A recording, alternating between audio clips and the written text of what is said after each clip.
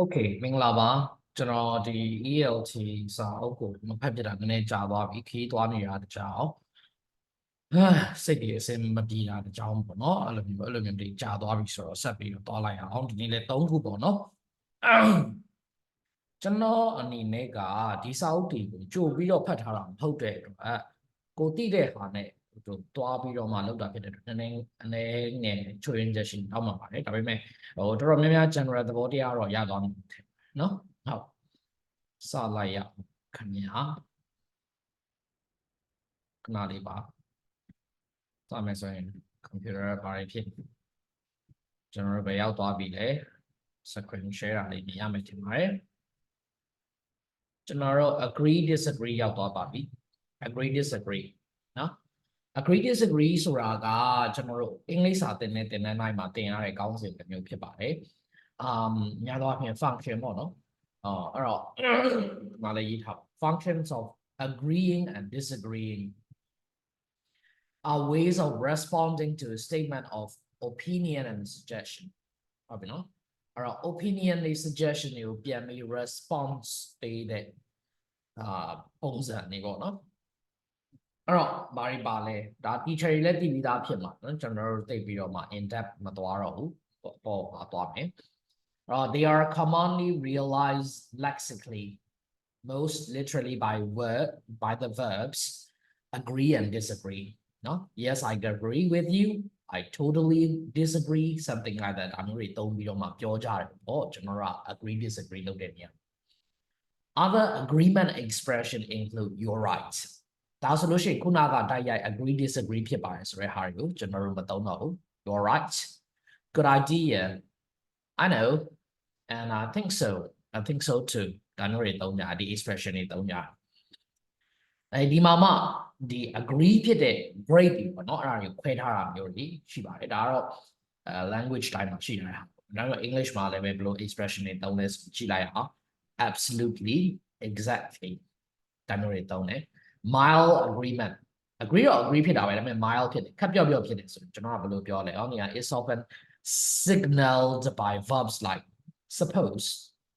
guess as I suppose so as in I suppose so ထင်တာပဲလေမသိဘူးထင်တာပဲလေဆိုပြီးစားနော် agree အဲ့လောက်မဖြစ် mild ဖြစ်တယ်နော် I guess that's true ဒါမှမဟုတ် model verb တွေသုံးပြီးတော့မှလည်းသွားလို့ရတယ်တဲ့ or with model verb as in that may be true may ဆိုသိမသေးကြဘူးလေနော် uncertainty ကိုပြရမလား could တူတူပဲလေyou could be right နင်ပြောရလဲမှန်မှာပေါ့အဲ့ဒါမျိုးပေါ့နော်အဲ့တော့ဒီ agree disagree သုံးတဲ့ expression တွေကိုဖော်ပြထားတယ်လို့နော် agree disagree ကိုရှိနေတဲ့ agree disagree မှာရှိနေတဲ့ grade တွေကိုဖော်ပြထားပြီးနော်ဒါသင်တဲ့ခါကျရင်ကိုသုံးတဲ့ textbook ပေါ်မှာမူတည်ပြီးတော့မှအဲ့ဒီ function တွေကိုကျွန်တော်တို့ကသင်ရမှာပေါ့နော်နောက်တစ်ခုကအကြောင်းသူအကြောင်းသားတွေ discussion တွေ debate တွေလုပ်တဲ့နေရာမှာဒါတွေကမပါမဖြစ်ခေါင်းစဉ်တွေပေါ့နော်ဒါတွေကို pre-teach လုပ်ထားမှာကြိုသင်ထားမှာပေါ့သူတို့ကအဲ့ဒါမျိုးတွေကိုလုပ်နိုင်ပါဘူးเนาะအဲ့တော့ဆက်ကြည့်မယ် disagreeing with someone poses a threatဆိုတာဘာဖြစ်လဲချိန်ချောက်မှုပြောတယ်เนาะ threat ဆိုတာ to their face politeness ပေါ့เนาะ threat to their face ဆိုတော့နည်းနည်းလေးပေါ့ပြင်းထန်တာမျိုးတွေပါရှိတယ် disagree လုပ်တဲ့နေအဲ့ဒါတွေကို soften လုပ်ရင်ဘယ်လိုလုပ်နော်အဲ့တော့ကျွန်တော်ကဒီ polite ဖြစ်တဲ့ English မှာနောက် formal English တွေမှာကျွန်တော်က agree disagree ဖြစ်ကြအောင် no I don't agree with you လို့တွေပါသွားလို့မမြင်အောင်နော်အဲ့တော့ကျွန်တော်တို့ဘာလုပ်လိုက်လဲဆိုတော့အဲ့ဒါတွေကို soften လုပ်တယ် mitigated လုပ်လိုက်တယ်နော် by using of discourse markers တွေနဲ့ discourse marker ကိုဒီကြရင်ရှင်းနော်ဒီနဲ့စာရင်စလုံးကြရင်ရှင်းအဲ့တော့ such as yes but ဟုတ်ပြီနော် yes but now I take your point မင်းပြောတာတော့ငါလက်ခံပါတယ်ဒါပေမဲ့လို့ညနော်ဒါဟာမလုပ်တာ soften လုပ်နေနော် disagreement ကို soften လုပ်နော်ပို့ပြီးပျော့ပြောင်းသွားအောင် listener ဘက်ကနေတော့အရင်ကြီးထိခိုက်ခံစားမသွားရအောင်ကျွန်တော်တို့ soften လုပ်နေတယ်ပေါ့နော် and often an indication that speaker has not taken the point at all okay အဲ့လိုတွေလုပ်တယ် okay ဒီမှာသူ teaching လေးအတွက်ပြောပါတယ်အဲ့ဒါသိရင်တဲ့teaching learners a set of expressions for agreeing and disagreeing is particularly useful as a preparation for discussion ကျောင်းသားတွေကိုရှေ့ရှောက်မှာ discussion နဲ့ debate တွေလုပ်ခိုင်းတော့မှာဆိုလို့ရှိရင် agree disagree အဲ့ expression เนาะ form တွေကို function တွေကိုကြိုပြီးတော့သင်ထားတာ ပို့ပြီးတော့အဆင်ပြေဒါသူတို့သုံးနိုင်တာထုတ်သုံးနိုင်တာနော် This expression can be displayed on a classroom wall for ready reference နော်ဒါကြီးအများနဲ့ဒီ English သင်လို့ရှိရင်မပါမဖြစ်ဆိုရတော့တချို့ကျောင်းတွေ classroom wall တွေမှာတော့အဲ့ဒီ expression လေးတွေကို poster လေးတွေလုပ်ပြီးကတ်ထားတာတော့ပါလေးလုပ်ကြတာပေါ့နော်ကလေးတွေမှတ်မိအောင်လုပ်ပြီးဆရာမကလည်းသုံးတဲ့ခါမှာ reference နဲ့ ready သုံးလို့ရအောင်လို့သူတို့ဒါမျိုးလေးတွေလုပ်ထားတယ်ပြောတာပေါ့နော်ဒါတွေကတော့အများကြီးရှိပါအများကြီးလည်းသိတယ်နော် okay 80ကိုသွားရအောင်80ကဒီခေတ်မှာဒါတော်တော်ကိုဖောတီတီဖြစ်လာတဲ့ AIDS ပေါ့နော် AIDS မဟုတ်ဘူးနော် AIDS ယောဂဖြစ် okay အဲ့ဒီခေတ်မှာဆိုရင်ပို့ပြီးတော့ AIDS ကစုံလာသလားလို့တော့အောင်းမေးရတယ်ဟိုရင်တော့ကတော့ဘာမှ AIDS ဆိုတာတိတ်မရှိဘူးเนาะကျွန်တော်တို့ကျောင်းတက်ခဲ့တော့ government school တွေမှာ traditional classroom တွေမှာ AIDS ကတိတ်မှမသုံးဘူးအလုံးစုံသုံးလာwall poster လောက်ပေါ့ဒါမျိုးပဲเนาะဘာမှ wall poster တော့မှတကယ်တသက်မတ်ဟိုတီးတီးကြကြရှိတဲ့ wall poster ဆိုလို့ရှိရင်အချိန်စရာလောက်ရှိအချိန်စရာတော့အတင်းတော့ပြင်မှာဟိုကောင်းနေဘာလို့လုပ်ရမလဲဒီနေ့တင်းလာနေဆိုဘာအတင်းတော့ညာတင်းတော့အဲ့ဒီ poster လောက်ပဲကတ်တာအကြောင်းပါเนาะပြီးတော့ဟိုကျမယုံကြီးဌာနဘာမှမသိဘူးလာကတ်သွားတဲ့ဟာတွေလောက်ပဲရှိတယ်အခုတော့အရင်တိုးတက်လာเนาะ8စီရဒီစာအုပ်ဆိုလို့ရှိရင်တကယ်တော့ကြာပါပြီဒီစာအုပ်ကဘယ်တော့ကလေးပြီလားခဏเนาะဒီစာအုပ်ကဘယ်တော့ကလေးရတယ်ဘယ်တော့ကလေးရဘယ်တော့ကလေးကဆိုတော့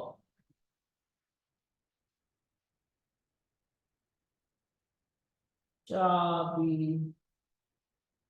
ရထားပါအဲ့ဒါကိုကျွန်တော်ပြန်ရှာနေမှာစာပေလေးကိုလိုက်ခတ်နေမှာဖြစ်နော်အဲ့တော့ဒီ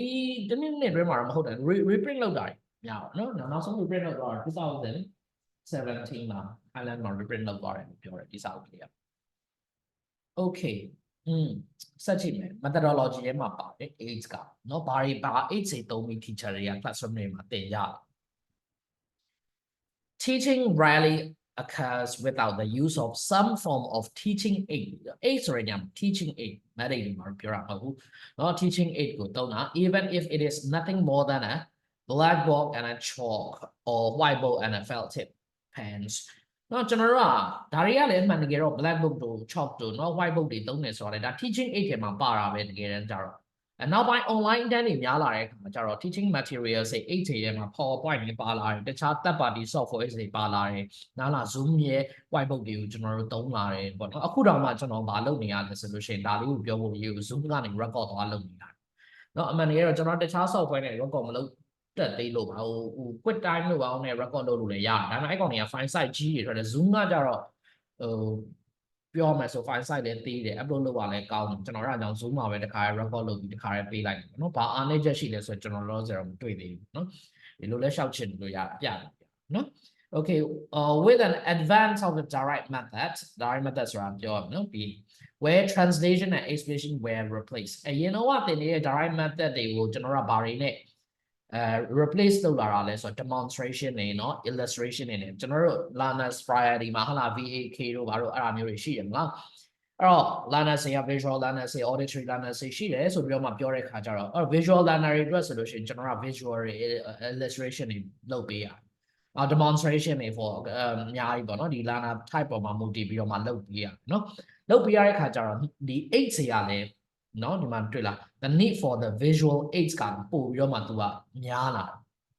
including wall chart တွေပါတယ်နောက် flash card တွေတအားသုံးတယ်မြင်မှုမှာပေါ့နော်ကျွန်တော်ကိုယ်တိုင်တော့မှ flash card တွေတစ်ခါတရံသုံးသေးတယ်တချို့တန်းနေပေါ့နော်ကျွန်တော်ကတော့လက်ဖြစ်ပေါ့နော် handmade flash card တွေသုံးအောင်ပုံလေးနဲ့ဝေးစားဖို့ကျွန်တော်က wire တင်တာမဟုတ်လူကြီးတင်တာဆိုတော့ကျွန်တော်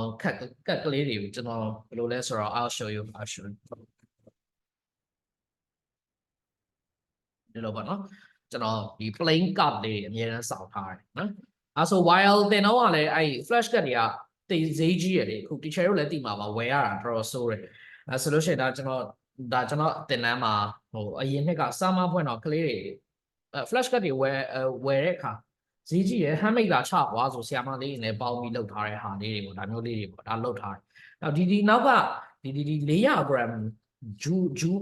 duplex စာရွက်ကလေးတွေကိုကျွန်တော်ဒီ site flash card site ကိုအများအားဖြင့်လွတ်ထားတယ်ကျွန်တော်လိုအပ်ရင်မလုပ်လဲဆိုတော့လေလိုအပ်ရင်သူတို့တမ်းပြီးရေးပြီးတော့မှ flash card သုံးချက်ချင်းပေါ့နော် dynamically created flash card သုံးပြီးလို့အလွတ်တွေကျွန်တော်သုံးတယ်နော် အဲ့ဒါတွေသုံးပြီးတော့မှကျွန်တော်တင်တယ်ဒါပေမဲ့တချို့ပေါ့နော်ကျွန်တော်တို့တေချာတဲ့ဟာမျိုးပေါ့တေချာတဲ့ဟာမျိုးဆိုတာဘယ်လိုလဲဆိုတော့တိကျတတ်မှတ်ချက်ရှိတဲ့ဟာမျိုးဆိုလို့ရှိရင်တော့ဥပမာ phonics တွေပါတယ်တင်တော့ကျွန်တော်ဒီလိုကတ်တွေဝယ်ထားတယ်ဒီကတ်တွေဒါတွေကတော့ ready made ပေါ့နော်ဈေးလည်းတော်တော်ကြီးပါတယ်တကယ်တမ်းကြတော့ဒီကောင်တွေကတကယ်တမ်း mass production လုပ်မယ်ဆိုလို့ရှိရင်ဒါဘာမှကုန်ကြတဲ့အရာတွေမဟုတ်ဘူးဒါပေမဲ့စိုင်မှာအဲ့လိုလှလှပပလေးနဲ့ရောက်သွားတဲ့အခါကြလို့ရှိရင်အဲ့ဒီဟာဒီပေါ့သူလည်း cost တစ်ခုတော့ရှိမှာပေါ့နော်သူဒီဟာကို design ဆွဲရတယ်ဘာညာရေးရတယ်ဒါတွေလည်းရှိမှာပေါ့နော်သူအဲ့ဒါတွေလုပ်ရတယ်ဆိုဒီကောင်ဆိုလို့ရှိရင်ဒါဘာလဲဆိုလို့ရှိရင်1000 for next ပါတယ်1000 for next ပါတယ်အဲ့ဒါကိုသူကအဲ့တုံးကဈေးမတက်ခင်ကဈေးက21,600ရှိတယ်ဆိုတော့ဈေးကြီးတယ်ဗျာ teacher တို့ရဲ့အဲ့ဒါကြောင့်ကျွန်တော်တို့ English teacher တွေတော်တော်များများကเนาะဒီဘာကိုသုံးကြလဲဆိုတော့ handmade chart wall chart တွေ handmade ဟွာတွေသုံးကြတယ်เนาะအဲ့ဒါမျိုးလေးရှိအဲ့တော့ဒီ flash cut တွေပါတယ်ဆိုတာလည်းတကယ်တော့ claim မှာသုံးရတာလား while မှာသုံးရတာလားဆိုတော့လည်းမဟုတ်ဘူးလူကြီး flash cut တွေပါတယ် visually သူက attract လုပ်ပါတယ်အဲ့ဒါเนาะအဲ့တော့ဒီမှာအဲ့ဒီ wall chart တွေ flash cut တွေက became a priority ဖြစ်လာတယ်เนาะဒါလိုအပ်လာတယ် especially for the teaching vocabulary သင်ပို့ဆိုရယ် vocabulary သင်လို့ရှိရင်ကျွန်တော်တို့ကဥပမာအတီးလေးတွေဆိုလို့ရှိရင်အတီးလေးတွေပုံလေးတွေနဲ့ဥပမာ15ခု16ခုရေးထားတဲ့နော် wall chart လေးတွေနော်ဖောင်းကြွလေးတွေဟုတ်လား 3D ပုံစံမျိုးဖောင်းကြွလေးတွေဟာကလေးလေးတွေကအဲ့အတီးလေးတွေကိုတွားပြီးတော့လက်နဲ့ကင်ကြည့်လို့ရတယ်ပုတ်တက်လို့ရတယ်သူ့ရဲ့ shape လေးတိုင်းဒါရေးဆိုတော်တော် advanced ဖြစ်လာတယ်လို့ကျွန်တော်တို့ပြောရအောင်နော်အဲ့တော့ picture တွေနော် things are real things themselves call really နော်really ပေါ့နော်အဲ့တော့ဒီမှာဘာလဲဆို even better than the pictures of thing ပုံနေပြတာဖက်စားလို့ရှိရင် themselves real layer တွေပေါ်လာတယ်နော်အဲ့ဒါကြီးသုံးလာကြတယ်ခုနကျွန်တော်ပြောသလိုပဲအဖို့ဖောင်းလေးတွေဒါမှမဟုတ်တကယ်ပစ္စည်းပုံစံလူတွေပေါ့နော်အဲ့လိုမျိုးအဲ့ဒါတွေထွက်လာတယ်ပေါ့နော် nowadays charts have largely replaced with projection from either overhead projector ဒါသူတို့စီတော့ OHP လို့ခေါ်ကြတာကျွန်တော်တို့က projector ပေါ့ projector ပဲခေါ်တယ် projector ဆိုရင်သိပြီ projector ဆိုရင်ဒါဘာလုပ်လဲအလင်းတစ်ခုနဲ့နေရာတစ်ခုမှာထိုးပြီးတော့သူတို့ပုံနေပြလို့ရနော်အဲ့ဒါမျိုးတွေနော်ဗီဒီယိုတွေပြလို့ရတယ်အတန်ပါလာနော်နောက်ဒီမှာ overhead transparency တူတူပါပဲရှာကြည့်လိုက်တယ်အဲ့လို device တွေပါပဲနော် data projector တွေသုံးလာကြတယ်အဓိကတော့ the use of projector in classroom ပေါ့နော်ဒါမျိုးတွေလည်းဖြစ်လာတယ်လို့ပြောချင်တယ်နော်which projects prepare presentation directly from a computer computer မှာရှိတဲ့ information တွေချပြတယ် PowerPoint နဲ့ပြမှာလား video နဲ့ပြမှာလား YouTube ကြီးတိုက်ရိုက်ပြမှာလားဘာလို့မှာလဲနောက်တစ်ခုကခုနောက်ပိုင်းကျွန်တော်လည်းတော်တော်လေးစိတ်ဝင်စားလာတဲ့ဟာတော့ interactive whiteboard ပဲဒီမှာပြောထားတယ် interactive whiteboard နော်ကျွန်တော်ဒီ computer screen လို့ပဲဒါပေမဲ့သူက site ကကြီးပေါ့နော် computer screen လို့ပဲ site ကကြီးသူကပန်လေးတွေပါတယ်ပန်လေးတွေပါတယ်တစ်ခါတည်းလက်နဲ့လည်းသွားလို့ရတယ်ပြီးလို့ရှိရင်တစ်ခါတည်းဖြတ်ရေးပုံတွေပါဆွဲထည့်ပြအဲ့လိုမျိုးအဲ့ဒီ interactive whiteboard ပေါ့နော် technology အရင်မြင်လာတယ်ဟုတ်ဘာနဲ့တူလဲဆို computer အကြီးတစ်လုံးနဲ့တူတယ်နော်အဲ့ဒါတွေသုံးလာကြတယ်ဆိုတော့ဒါလည်းမြင်ပါပါ Facebook မှာလည်းဟို ad တွေတက်နေကြတာပဲပေါ့နော်အဲ့ဒါလေးတွေသုံးလာကြတယ် material ဆရာဟုတ်လားနော်အဲ့လိုမျိုးတွေသုံးလာတယ်အဲ့တော့ဘာလုပ်ပေးလဲပေါ့နော်ဒါမဲ့ that can afford them လို့ပြောထားတယ်နော် institution that can afford them ကျွန်တော်တို့ education ကလေဟိုများသောအားဖြင့်ဘယ်နေရာတွေမှာအများဆုံး run လဲဆိုလို့ရှိရင်စင်းရဲတဲ့နေရာတွေမှာအများဆုံး run ရကျွန်တော် education နော်အဲ့တော့အဲ့ခါကျတော့တစ်ခါပြန်ကြရင်အဲ့လို interactive whiteboard တွေပါမတက်နိုင်ကျွန်တော်တော့မတက်နိုင်ဘူးကျွန်တော်တက်နေမှလည်းမထားနိုင်ဘူးအဲ့ဒါမျိုးအဲ့တော့နော်အဲ့တော့ဈေးကြီးအများကြီးတက်လာနော်အဲ့တော့အဲ့လိုမျိုးတက်နိုင်ရင်တော့သုံးကြတယ်ပေါ့နော်ချို့စာသင်ခန်းတွေရောရှိပါတယ်နော်အဲ့တော့these permit the projection and manipulation of digitalized teaching content both original and published တိုက်တာလို့ရတယ်အခုဆိုလို့ရှိရင်ကျွန်တော်တို့ဒီစာအုပ်ကြီးကိုဒီမှာဒီတကယ်တော့ interactive whiteboard ကိုကျွန်တော်သုံးနေတာနော် okay materials are available in most classroom materials မှာထပ်ပြောမယ် whether mediated by more traditional audio video tape player အရင်တော့ပေါ့နော်ကျွန်တော်တို့ဟိုဘာတွေသုံးလာလဲဆို audio video tape player တွေသုံးကျွန်တော်မှတ်မိလားမသိဘူးကျွန်တော်တို့ဟိုလေတချို့ teacher တွေကနည်းနည်းဟိုပါပေါ့နော်ကျောင်းတော့တွေ့ဘူးခဲ့မယ် government school တက်ဘူးတဲ့ teacher ကျောင်းတော့ကျွန်တော်တို့မှာဘာ room multimedia room ဆိုတာရှိအဲ့မှာဆိုလို့ရှိရင် computer တွေရှိတယ်ပြီးရင်ကျွန်တော်တို့ earphone တွေရှိတယ်speaker တွေရှိတယ်ပေါ့နော်ရှိတယ်လို့သာပြောရတာသုံးလည်းမသုံးဘူးပါဘူးနော် အခုတော့မလိုတော့ဘူးလေကျွန်တော်ကဘာလုပ်လဲကျွန်တော်ဆိုလို့ရှိရင် teaching material တွေမှာဘာသုံးလဲကျွန်တော်ဖုန်းရှိရတယ်ကျွန်တော်ဖုန်းရှိတယ်နောက်တစ်ခုကဘာရှိလဲဒီမှာကျွန်တော်ရဲ့ Bluetooth speaker ရှိတယ်ကျွန်တော် Bluetooth speaker stand လေးတွေလည်းကျွန်တော်ထားတယ်အဲ့တော့ဒီ Bluetooth speaker ကိုရွှေ့လို့ရအောင်တနေ့တစ်ခါလုံးပဲနောက်မှထားလို့ရအောင်အဲ့ဒါလေးသုံးတယ်အဲ့လို CD တွေ DVD player တွေမလို့တော့နောက်တော်တော်များများကcourse book တွေရဲ့ပါလဲဆိုလို့ရှိရင် material တွေပေါ့နော်ဒီ audio file တွေ video တွေကိုတွားပြီးတော့ကြည့်ကျင်တဲ့ခါကြလို့ရှိရင်ကျွန်တော်တို့ကဘာလို့ကျွန်တော်တို့ခု Telegram မှာပဲပေါ့နော်သူ group တွေရှိတာပြန်တင်ပေးထားတယ်လို့ရှိရင်အဲ့မှာပဲကျွန်တော် play ပေးလိုက်ကျွန်တော်ဖုန်းတို့ computer တွေမှာ download ဆွဲမထားဘူးကျွန်တော် connection တွေကလည်းမစိုးဘူးပေါ့နော်ခါတဲ့ connection ကြားတဲ့အခါကျတော့လည်းနှောက်ယှက်ဖြစ်တာတန်းထဲမှာတော့ဒါဖြစ်နေကြပြီးတော့ဒီ Bluetooth speaker နဲ့ play ပေးလိုက်တယ်ပေါ့နော်အဲ့တော့ Bluetooth speaker ကလည်းဒီကောင်လောက်ဆိုလို့ရှိရင်ဒီကောင်ဆို Transmart Grove 2ပေါ့နော်ဒီကောင်လေးကကျွန်တော်မနော် outdoor အတွက်ဝယ်ထားတာဒါပေမဲ့တော်တော်လေးကောင်းတယ်အဲ့တော့ကျွန်တော်အခန်းကmaximum က20လောက်ဆက်တယ်20လောက်ဆက်တယ်အများနဲ့ပုံမှန်ကျောင်းသားရှိတာ12ယောက်လောက်ပဲရှိတတ်တယ်12ယောက်14ယောက်အဲ့လောက်အများဆုံးပဲအဲ့ဒီမှာ audio ကောင်းကောင်းကြားရတာပဲတော်ပြီလေးဒီလောက်ဆိုနောက်ပြီးတော့မှမစိုးပါဘူးတော်တော်ကောင်းတယ်အတန် quality ကအဲ့ဒါဆိုရနော်အရင်တော့လို့ကျွန်တော်တို့အခုသူတို့ပြောနေတဲ့ဒီမှာ CD DVD player တွေပါတွေအဲ့ CD DVD ကတေးစိတ်ညစ်ဖို့ကောင်းတာအဲ့ generation ကိုဖြတ်ခဲ့ပြီလို့ဆိုရင်တိအဲ့ဟာခွေကြီးကချစ်ရကြီးတွေပါဖြစ်သွားလို့အာငွေတွေနဲ့မှုတ်လိုက်တုတ်လိုက်ဒါမျိုးတွေကွိနဲ့လုံနေရတယ်ဆိုတဲ့ကိစ္စတော့ဆိုတော့အခုတော့အားလုံး digitize လုပ်လိုက်နော် digitalize လုပ်လိုက်နော်အဲ့တော့ computers are increasingly used in many classrooms as aid to learning အဲ့တော့ computer တွေအရင်သုံးလာတယ်အဲ့တော့ computer အရင်သုံးလာတဲ့နေရာမှာလည်းပဲ computer မျိုးစားပေါင်းမျိုးစုံသုံးလာကြတာနော်အဓိကတော့ computer မှာတော့ကျွန်တော်တို့ဒီပုံမှန်လူသိတဲ့နေရာမှာတော့ Windows နဲ့ကျွန်တော်ဒီ Mac ရှိမှာပေါ့နော် Apple Mac ကျွန်တော်ဆိုရင်ဒီ Mac ကိုစသုံးတာမကြသေးဘူးကျွန်တော်ဘာဖြစ်လို့ Mac ကိုသုံးတာလဲဆိုရင် Windows နဲ့ဘာမှမဆိုင်ဘူးဘယ်နေရာမှာမဆိုင်ဘူးလဲဆိုလို့ရှိရင်အတန်နောက်ဒီလိုမျိုးပေါ့နော် online teaching learning လုပ်တဲ့နေရာမှာသူ့အတန်ကတော်တော်ကောင်းတယ်နောက်ရုပ်လည်းတော်တော်ကောင်းပါတယ်Windows ရဲ့အားနည်းချက်ကဘာလဲဆိုတော့2နှစ်2နှစ်တော့တစ်ခါတည်းမခံပါဘူးဗျာပြီးရင်သူကလေးလာတယ်ပြဿနာတွေတက်လာတယ်အများကြီးပဲပေါ့နော် virus ကကိုက်ရလေးတယ်နောက်တစ်ခုနဲ့တစ်ခု transfer လုပ်ဖို့ဟိုထိုးတီထိုးတွေလုပ်ကြအဲ့အမျိုးတွေရှိတာပေါ့နော်ဒါကတော့ share ကြိုက်တဲ့ share ရဲ့ preferences ပေါ်မှာမူတည်ပါတယ် computer ကတော့အသေးသုံးတာနော်ကျွန်တော်တို့နောက်ကျွန်တော်တို့ new headway မှာကလေးอ่ะနော် new headway မှာကလေးอ่ะသူတို့တွေ application တွေထွက်တယ် application တွေထဲမှာတင်နေရုံပဲဘာမှလုပ်နေစရာမလိုဘူးเนาะအဲ့အမျိုးတွေ video တွေလည်းအဲ့ဒီမှာတစ်ခါတည်းပါတယ် reading တွေလည်းတစ်ခါတည်းပါတယ်နောက် external material တွေသူတို့ထည့်ပေးထားတာမျိုးတွေရှိတယ်အဲ့လို application တွေလည်းဒါ computer ပေါ်မှာ run ပြီးသုံးနေရှိတယ် file လေးတွေ site တိလေးတကယ်နဲ့ content ကပဲများတယ်အဲ့ဒါဖွင့်ပြီးတော့သုံးလိုက်ရတယ်เนาะအဲ့အမျိုးလေး computer assisted language learning ဖြစ်လာတယ်เนาะThe means of putting learners in contact with other learners and teachers, computer mediated communication. Communication တော့မှာမဟုတ် computer ကနေတစ်ဆက်အခု Zoom လို့ပဲเนาะဒါမျိုးတွေလည်းကျွန်တော်တို့သုံးတာ။နောက်အင်္ဂလိပ်စာလေ့ကျင့်ဘက်မရှိဘူးဆိုတဲ့ကလေးတွေเนาะအမှအကြောင်းလေး learners ဆိုလို့ရှိရင်ကျွန်တော်အများနဲ့ hello လား hello talk တော့ဟလာအဲ့လိုမျိုးဟာလေးတွေဒီကဘာအနှံ့ငါဟလာလူတွေနဲ့စကားပြောလို့ရတဲ့ဟာလေးတွေတို့เนาะအဲ့ဒါမျိုးလေးတွေကျွန်တော်အများနဲ့ပြောပါတယ်ဒီထဲမှာတော့ကျွန်တော်ထည့်ထားပေးမှာ။နောက်ရှိတယ်tandem တို့ TANDEM tandem တို့ hello talk တို့ဒါမှမြင်တော့မမြင်ရဘူးဆိုတော့ tandem တို့ hello talk တို့ကျွန်တော်ထည့်ထားတယ်သူတို့လည်းအဲ့ဒါပေးသုံးတယ်သုံးကြည့်ပါဒီကဘာလုံးဝလူနဲ့စကားပြောလို့ရတာပေါ့ပါညာပေါ့ပဲနော်အဲ့တော့ computer mediated ပေါ့နော်အဓိကတော့ smart device mediated လို့ပြောအောင် computer not only computers ဖြစ်နေနော် young learner တွေအား learning through activity and play is encouraged young learner တွေအရင်လိုလေအရင်တော့ကျွန်တော်တို့ငယ်ငယ်တော့ရတယ် young learner တွေအားလုံးကလည်းထိုင်နေရတယ် sit and still don't move okay listen to the teacher repeat after me အဲ့လိုသွားခဲ့ရ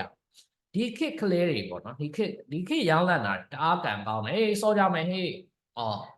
ဟေးဒါလေးလုပ်ကြမယ်ဟေးဒီ activity လေးလုပ်ကြမယ်ဟေးပြိုင်ပွဲလေးလုပ်မယ်ဟေး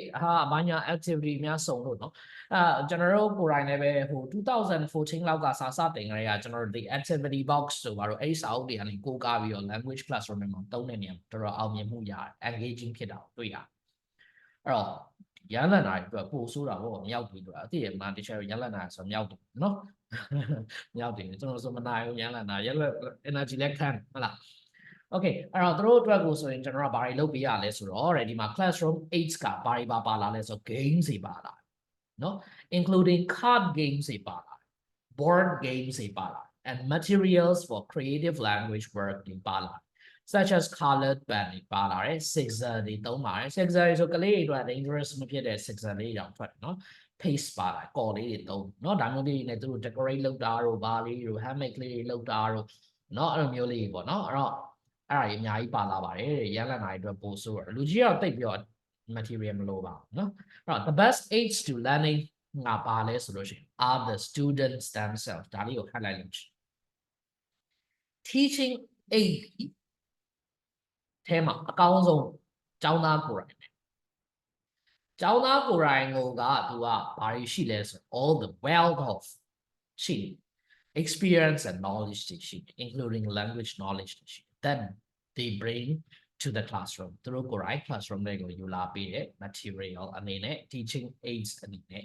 ကျွန်တော်တို့ PR ကို teaching aid အနေနဲ့ကျွန်တော်တို့ပြောကြတယ်နော်မိပြတ်သွားပြန်မယ်ရပါတယ် okay ဒါဆိုလို့ရှိရင်ဒါကျွန်တော်တို့ aids တွေအကြောင်းတော့နည်းနည်းပါးပါးသိသွားတယ်နော် aids ဆိုတာပါလဲအဲ့ဒီကိစ္စကိုသိသွားတယ်နော် alright အဲ့ဆိုဆက်ပြီးတော့ကျွန်တော်တို့သွားမယ် aim တွေဘာတွေကိုတော့ကျွန်တော်တို့ lesson plan မှာပြောမယ် allophone တွေဘာတွေက phoneme မှာပြောမယ်နော်ဒီမှာ ALTE ဆိုတာကတော့ Association of Language Teachers in Europe Common European Framework CEFR ပေါ့ဟလားအဲ့ဒါလေးတွေပြောမယ် alveolar consonant တွေမှာပြောမယ်เนาะအဲ့ဒါမျိုးတွေရှိတယ်ဒါတွေကကြော်ပေါ့ဒီ American English ကအမလီလွယ်လိုက်တာလို့เนาะလွယ်လိုက်တာဆိုပြီးတော့ကျွန်တော်ကဟိုလုပ်မယ်ဆိုကြည့်လိုက်သူစာပိုင်းလည်းကြည့်လိုက်အောင်တမျောတစ်ခေါ်ကြီးအဲ့တော့ American English ကိုကြည့်လိုက်ရင် American English နဲ့ rival ဖြစ်တဲ့တခြား English ကိုလည်းထွေးနေသိသွားမှာဒါပါလဲဆိုတော့ Britain ပါနော် British English ကိုပြောမှာနော် okay သူကခေါင်းစဉ်တက်ထားတာ socio linguistics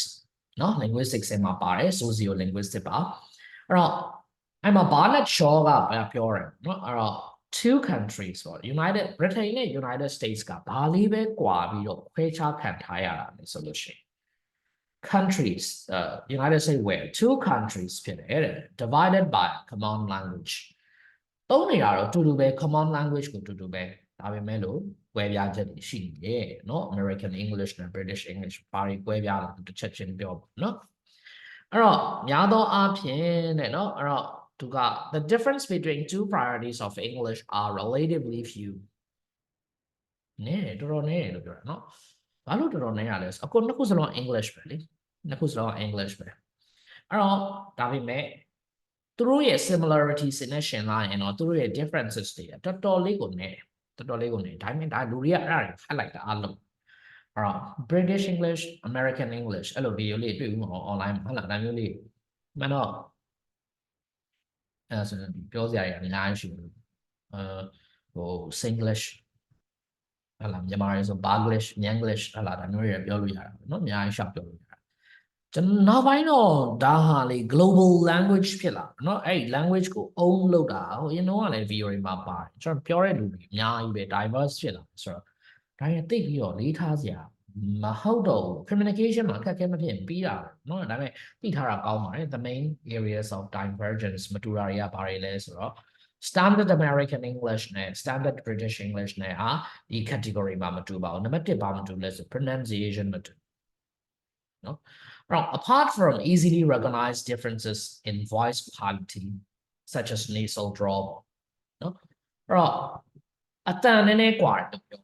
အတန်နည်းနည်းกว่าเนาะ paralinguistic ကြလို့ရှိရင်ဒီ nasal drawl က section အဲ့တော့ American English မှာကျတော့ vowel phonemes တွေနဲ့တဲ့ British English လို့မဟုတ်ဘူးတဲ့ဘယ်လိုကွဲနေလဲဆိုလို့ရှိရင်16 versus 20เนาะ16 versus 20အဲ့ဆက်ကြည့်ဘာပြောလဲဆိုလို့ရှိရင် this is partly because ဘာဖြစ်လို့လဲဆို American တွေမှာ diphthongs သိမရှိဘူးတဲ့ lacks the American English lacks the diphthong ဒီမှာလည်းပြောထားတယ်ဒီဟာတွေကဘာစကားလုံးတွေဖြစ်သွားပြီเนาะကျွန်တော်တို့ဟိုဟာတွေဖြစ်သွားပြီပေါ့เนาะဒီ phonemic chart တွေ phonemic symbol တွေဖြစ်သွားပြီပေါ့เนาะအဲ့တော့ဘာ ear airအဲ့ဒါမျိုးတွေပေါ့เนาะ as in ဘာဖြစ်လဲဆိုတော့ shear ear share air sure အဲ့ဒါမျိုးတွေပြောတာเนาะ using insert the combination ဆိုတော့ ear air လိုမျိုးတွေတုံးတာဘာတွေပါလာလဲကြည့်လိုက်လीနောက်မှာကျွန်တော်ဒီရွှာဆောင်းလေးတွေထည့်တဲ့အစားမှာဘာတွေထည့်လဲ short sound တည်ရနော်ဒီလိုခါခွေးလို့ short sound ဘာထည့်လာလဲဆိုလို့ရှိရင်သူကဒီမှာ r than ထည့်လာနော် American က r than ခက်ကဲနေဟုတ်လား r than ကဲနေညဆိုလို့ရှိရင် bird အဲ့လိုပဲ British ကပြောရင် the bird ဟုတ်လားလို့ပြောမှာ rather r than ပါတာပေါ့ oh happy birthdayလို့ပြောရဲဆိုတော့ happy birthday အဲ့ဒီတောင်ကြားတယ်နော်အဲ့ဒါလေးထည့် moreover ဒါအပြင် British English ဆက်စဆောင်ရှိရဲတဲ့ inဒါ short vowel sound as in caught dog ဒီဟာကို Adrian Underhill တင်တော့ဘလို့တင်လိုက်ပါဇက်ထဲမှာအရွယ်တော့ငုံလို့ရတဲ့အရွယ်တော့လေမော်ဒီတစ်လုံးငုံထားတဲ့အတိုင်းပဲငုံကြည့်လိုက်အဲ့လိုငုံနဲ့ခံစားကြည့်လိုက်ဆိုတော့လေမော်ဒီငုံထားတယ်တွေးကြည့်လိုက်ဗျာအလုံးလောက်တစ်လောက်ဟိုတစ်လောက်လေမော်ဒီတော့မငုံနဲ့ဗျာဆိုဖြစ်ဟုတ်လားတစ်လောက်အရွယ်တော့လေမော်ဒီတစ်လုံးငေါအဲ့သူ့တနေရာချလိုက်ပြီးရင်အတန်ပြောကြည့်အဲ့လိုဖြစ်အဲ့တော့ caught dog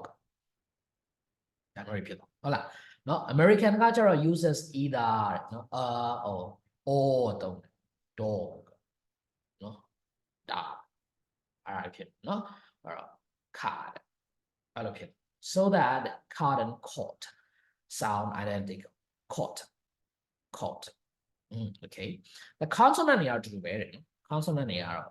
are the same to do it in both varieties but some differences in articulation တထွက်တဲ့နေရာမှာကွာတယ် for example when the sound t and occur between vowels they are flat vowels မှာပါတဲ့ solution နဲ့ so that letter ဆိုတော့ American တွေမှာထူးခြားတဲ့အတန်တစ်ခုရှင်ကျွန်တော် LETTE ရဆို letter British က letter ဘယ်လိုသွားလဲဆိုတော့a letter to America လာမသိဘူး actually မှာ when you go will you stand back a letter from America အဲ့လိုပြော letter from America letter အဲ့ဒါထွက်နော် American English မှာ letter အဲ့လိုဖြစ် letter ဒီမှာလည်းအဲ့ဒါပဲ letter အဲ့လိုအတန်ထွက်နော် sound the same apart from this general အဲ့လောက်လေးပဲကွာတာပါဗျာတကယ်တော့ကျွန်တော်ဘာမှမကွာပါဘူးအတန်တွေကနော်အဲ့တော့တကယ်တော့ American English British English တွေပြောနေတယ်အမှန်တော့နောက်ပိုင်းကျတော့လေကျွန်တော်ရဲ့ accent တော့တဲ့ဘယ်လိုမျိုးဖြစ်မလဲဆိုလို့ရှိရင် British လို့ American လို့ mix accent ဖြစ်နေရတယ်ဗျာအရင်တော့ RP တို့နော် Southern London accent ဘာညာသုံးတယ်လို့ပြောပေမဲ့နောက်ပိုင်းကျ mix ဖြစ်လာတာနော်သိတော့ကျွန်တော်လေ Cockney တို့ကတော့လည်းစူးစမ်းဖို့ဒါပေမဲ့လိုပါဘူး students တွေနော် apart from this general tendency တွေကလွယ်လို့ရှင် there are many words which are either sounded or stressed differently into two varieties နော်ဘာဖြစ် stress လုပ်တဲ့ဟာရှိ tomato ဟုတ်လားနော် most celebrated being most celebrated ဆိုလူပြောခံရသတ်မှတ်ခံရတာမျိုးပြောတာအဲ့ဒါတွေပဲပြောမှာလीဟုတ်လား tomato အဲ့လိုမျိုး other include variable past နော်ပြီးရင် data vase vast advertisement အဲ့လိုတွေကွာမှာပေါ့ဒီလောက်တော့ကွာပဲပေါ့ဒါလေးကွာအဲ့တော့ဘာကွာပထမဆုံးချက် pronunciation ကွာဒါမှတ်တာ spelling မှာဘာကွာနိုင်လဲဆိုတော့အဲ့ American spelling ကအခုကျွန်တော်တို့ပါတယ်ဟိုဒီရှိသမျှ computer တွေ Microsoft တို့เนาะဒီ Mac တို့အဲ့အားလုံးကသူ American English ကိုသုံးတာများတယ်သူ setting မှာချိန်ထားလို့ရတာ American English writing ကိုအမှကျွန်တော်ကဒီကြတော့ကျွန်တော်ကဘာမှမဟုတ်ဘူးအဲ့ British ရဲ့ဟို spelling ကိုပို့သုံးနေတယ် program ဆိုရင်ဒီလိုသုံးနေတယ်ဟိုကောင်ကမဟုတ်ဘူး American English က AmE ကိုဖြုတ်ချထားတယ်နော် program ပဲသူက simplify ဖြစ်တာပေါ့နော် simplify ဖြစ်တာပို့တော့ရိုးရှင်းတာပေါ့နော်ဒီမှာ dialogue UE ဖြုတ်ချလိုက်တယ်ဘာသာမှမထွက်တာ American နော်အဲ့တော့ UE ကဘာလို့ဟုတ်ထင်မှလဲဖြုတ်ချလိုက် traveler တလုံးပုံနေတော့တစ်လုံးနဲ့ဖြစ်နေတော့ဘာဖြစ်တော့နားလဲတာပဲမလုပ်တာတစ်လုံးဖြုတ်ချလိုက်အဲ့လိုမျိုး plot ဒီမှာ plot နောက်က GH ကဘာသာမှမထွက်ဘူးမလား PLO ချလိုက်တော့ဖြစ်လို့တော့အဲ့ဒါမျိုးတွေသွားတာ American English ကကျွန်တော်တို့သိတာတော့ color တို့ဘာလို့ဒီဟုတ်လား COLOUR မသုံးနဲ့ COLOR သုံးတာနောက် behavior OUR မသုံးနဲ့ OR ပဲသုံးတာတို့အမျိုးတွေအများကြီးရှိနော်ဒါပေမဲ့နောက်ထပ်ဘာလဲဆို arbitrary distinction in BRE such as practice နော်ဒီ and practice က verb have been collapsed in American အကုန်လုံး PRA C TIC for both noun and verb ဖြစ်သွားအရင်တော့ CE လေးနဲ့ဆုံးလို့ရှိရင် noun ဟဲ့ဟလား SE လေးနဲ့ဆုံးလို့ရှိရင်တော့ဒါ verb ဟဲ့နော် ISE တို့ IZE တို့ဆိုတာတကားသုံးတာမဟုတ်ဘူးတကယ်တော့ S နဲ့ Z ကိုဖလှယ်ပြီးသုံးတာလို့တည်းရှိသူ့ verb ဖြစ်စေတယ်လို့ verb လုပ်တယ် verb ပြုလုပ်တယ်နောက်ကရှိရ suffix တကယ်ကြတော့အဲ့လိုသုံးတာနော် ICE က noun အတွက်တည်တဲ့သုံးတာတကယ်လည်း English မှာဒါပေမဲ့တို့တွေအားလုံးအဲ့ practice ကိုတစ်ခုလုံးအဲ့ထဲကိုပြစ်ထည့်လိုက်တယ် American ရှင်းဒီနိုင်ငံမှာတော့ကျောင်းသူကျောင်းသားတွေရောတချို့ teacher တွေရောမေး American English ကြိုက် British English ကြိုက်တာဆိုလို့ရှိရင် American English ကိုရွေးတဲ့လူကပုံများတယ်နော်ကျွန်တော်ကတော့ကျောင်းသူကျောင်းသားဘက်ကစဉ်းစားရင်တော့ဘယ်ဟာကြိုက်ကြိုက်ကျွန်တော်ဒီကိုမဆိုင်ဘူးဘာတကူ personal preference ဆိုလို့ရှိရင်တော့ British English ကြိုက်ငါအတန်နေပေါ့နော်သူစကားပြောတဲ့အတန်ကျွန်တော်ကဘယ်လိုနောက်ပိုင်းဆိုလို့ရှိရင်တော့ West show မှာတော့အဲ့လိုမျိုးပြောကြည့်ကြတယ်နော် try ကြည့်အားတော့ကျောင်းသားလိုက်လို့စ teacher ရတော့လုပ်ချင်လို့ရှောက်လို့အားဖြစ်အားနော် okay starting word setting that are variable in British English such as or anchor or color နော်ဒါမျိုးတွေလည်းကွဲနော်အဲ့တော့ခုနပြောရတာ OUR တို့ဒါမျိုးတွေကွဲလိုက်နော် OR တို့ CHOR နော် OUR နဲ့ COLOR နဲ့ကွဲတာမျိုးနော်အဲ့ဒါ anchor တွေ့လားနော် COR anchor color အဲ့လိုဖြစ်တယ်နော် yeah lexis square lexis of vocabulary ကွဲတာအဲ့တော့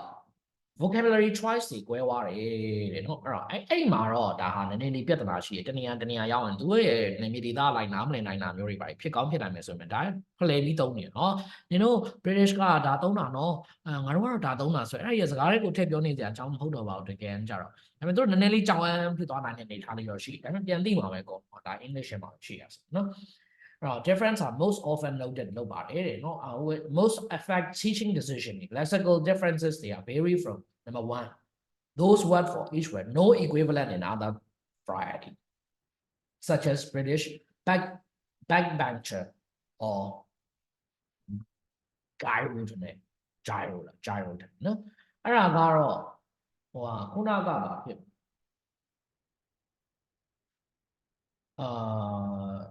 သူက interbank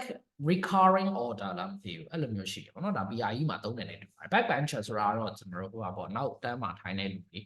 အများသောအားဖြင့်ပါလီမန်တို့ဘာလို့မှနောက်ကနေတန်းနောက်တန်းဟိုအားလည်းမဟုတ်ဘူးတော့ပေါ့နော်ဒီ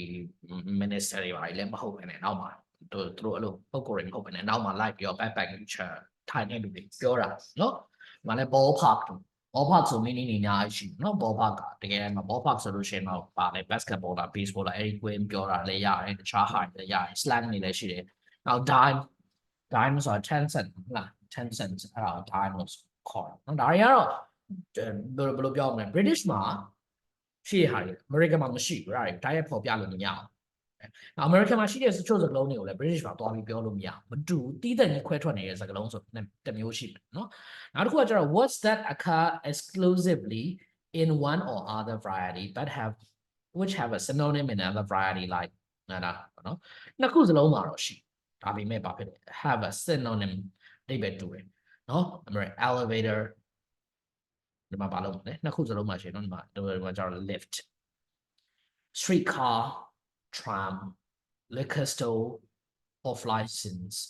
အမျိုးတွေရရှိနိုင်တာပေါ့တဲ့အဲ့လိုမတူတဲ့ဟာနော်ဟို cookie နဲ့ biscuit လို့ဟာဒါမျိုးတွေပြောပါနော်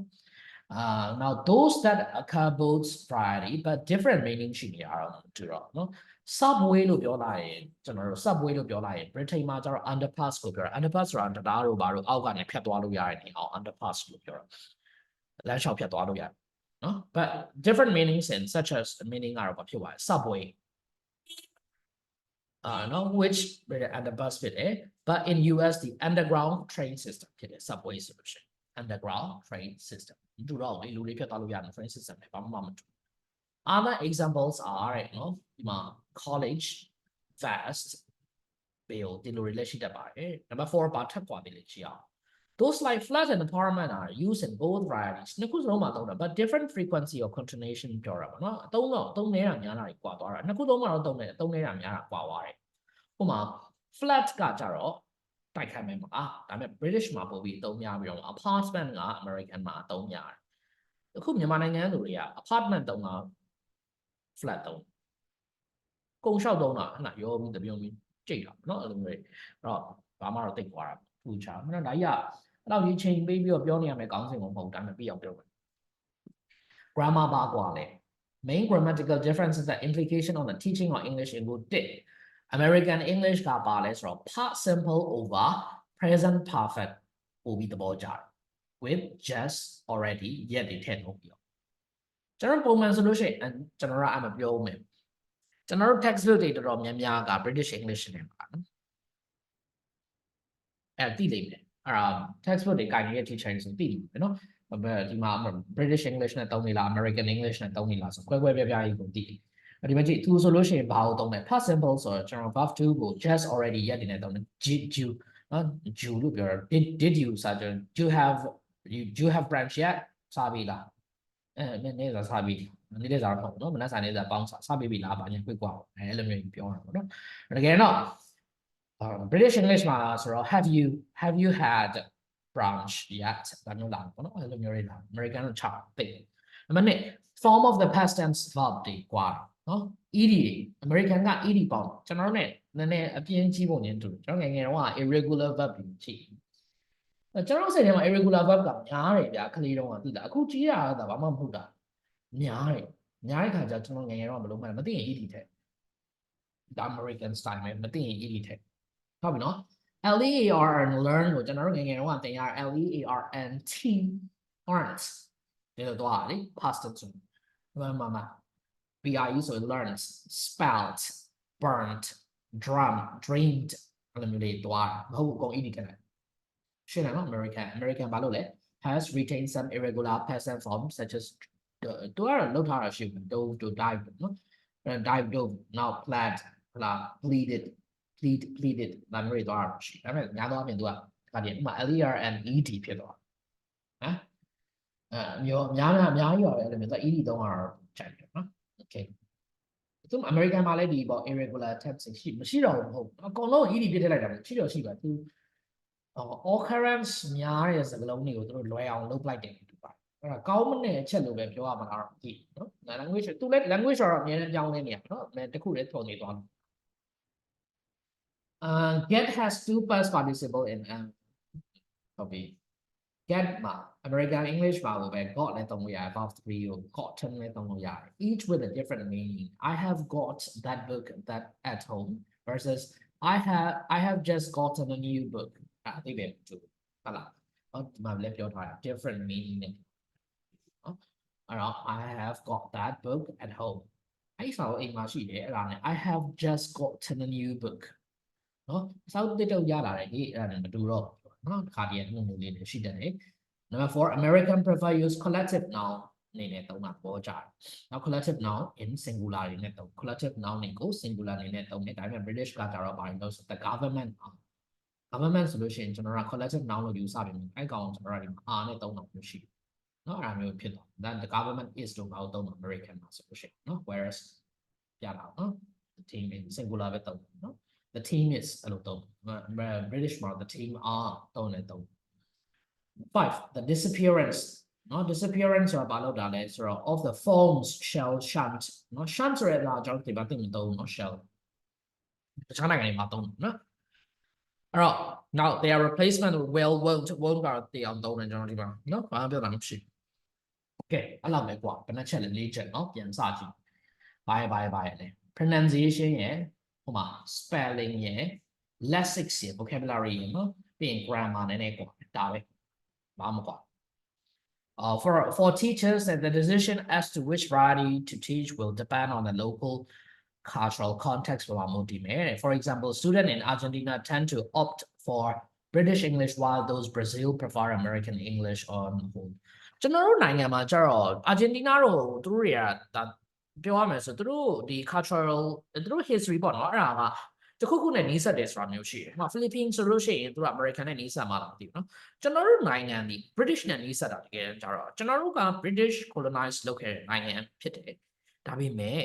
ဒီ media expose လုပ်တာเนาะနောက်တစ်ခုကကျွန်တော်တို့ဒီပေါ့เนาะဒီမှာရှိတဲ့ literature expose လုပ်တာကြတော့ American နဲ့ညာပုံများလို့လားကျွန်တော်တို့ကနှစ်ခုလုံးရောရှက်နေတဲ့သဘောမှာရှိ international school တော်တော်များများတော့ AME နဲ့သွားတာ American တွေနဲ့သွားတာများတယ်လို့ကျွန်တော်ထင်တယ်ပေါ့နော်ဟုတ်လားမဟုတ်ပါဘူးသိပါဘူးဒါကျွန်တော်သိမှုတိုင်းတာတယ်ပြောပါဖြစ်နော်ညဝင်မှုဒီပါတယ်တဲ့ The learner needs example learner needs ပုံမှန်လည်းမူတည်တယ် they may be planning to study in one or other country ဟလာ American မှာသွားပြီးတော့ကျောင်းတက်မဲ့လူတွေနဲ့ British မှာသွားပြီးကျောင်းတက်မဲ့လူတွေနဲ့ဟလာပြောရတယ်ဟလာကျွန်တော်တို့ပုံစံပြောတာ British မှာကျောင်းတက်တဲ့လူတွေဆိုလို့ရှိရင်စကားလုံးလေးတွေနဲ့ရင်းနှီးအောင်လုပ်ပေးရဟိုisn't it ဆိုရင် in it ဒါမျိုးလေးသုံးတယ်ဟလာ in it ဒါမျိုးလေးသုံးတယ်နောက်တစ်ခုကဘာလဲဟိုပါရှိနေ we ဆိုတဲ့စကားလုံးလေးမသိဘူးเนาะတော့ we ဆိုတာ we money can you lend me we money ဒါမျိုးတွေမသိတော့အဲ့တခါတည်းတော့ကျွန်တော်ပြောပြတာပေါ့ဗျာဒါပေမဲ့တကယ်ဟို standard English ကနေတော့ကျွန်တော်တွေ့ဖယ်ပြီးမသွားပါဘူးသူတို့ဘယ်နိုင်ငံမှာသွားပြီးကျောင်းတက်မှာလဲဗာလဲညာလဲဆိုတာမျိုးတွေနဲ့ use ဆိုင်ပေါ့ရနော်ဆိုရင် or they may be preparing for public examination somewhere right here or other variety ဒါမျိုးတွေသတိထားပေါ့ရ the materials available ရတဲ့အားပဲလဲစာအုပ်သုံးတာလဲနော် textbook both variety မှာထုတ်ကြပါတယ်တဲ့ကျွန်တော်တို့ကတော့ Cambridge တို့မှာတော့ဆို Cambridge မှာလည်း American English နဲ့ထွက်နေတာရှိတာမှမသိဘူးကျွန်တော်မသိသေးဘူးကျွန်တော်စာအုပ်တွေအဲ့လိုမသိဘူး Finally the teacher's own variety which all other factors being equal may be the most practical option ဖြစ်နော် teacher's own variety တဲ့ quite ပါကျွန်တော်နဲ့ဒါဆိုရင်တော့ကျွန်တော်British English တောင်းမှာ American English တောင်းမှာ sorry နှစ်ခုလုံး mix ဖြစ်နေတာကိုသုံးတယ်ဒါပေမဲ့ British English ကပို့ပြီးတော့ကျွန်တော်တို့အလေးထားတယ် classroom ထဲမှာဒါပေမဲ့တစ်ခါတည်းရတက်မဲ့ကျွန်တော်ရဲ့ accent တို့ pronunciation တို့ကို Asian ပုံစံဖြစ်သွားအောင်ပြောင်းလိုက်တာလည်းရှိတယ်။ကျောင်းသားတွေကို encourage လုပ် sometimes I do that နော် okay factor being equal okay depending on the context of course the choice may not be between American but between other varieties of English ရှိတယ် Australian Canadian Singapore Indian English တိုင်းရှိတယ်အဲ့တော့ just probably ပါပဲလေဆို English as an international language ပါအဲ့လိုပဲသွားတာနော် okay အဲ့ဆိုလို့ရှိရင်တော့ပြီးပြီဘယ်လိုအောက်ကိုဆင်းနေအောက်ဘက်ကိုတက်ပြီးပြီနော် okay အဲ့ဒါဆိုလို့ရှိရင်ဒီနေ့တော့ကျွန်တော်တို့ topic 3ခုပြီးပါပြီပါလဲဆိုလို့ရှိရင်တော့ကျွန်တော်တို့က age တွေရယ်နော် age တွေရယ်ဟုတ်ပါagree disagree ရယ်အပြင်မှာ age တွေရယ်အပြင်မှာ American English ဖြစ်ပါတယ်เนาะ30 45မိနစ်လောက်နေဖြစ်နေပြီဆိုတော့ဒီမှာပဲရေးလိုက်ကြအောင်ပါခင်ဗျအချိန်ပေးရတဲ့အတွက်ကျေးဇူးတင်ပါတယ် August ပါ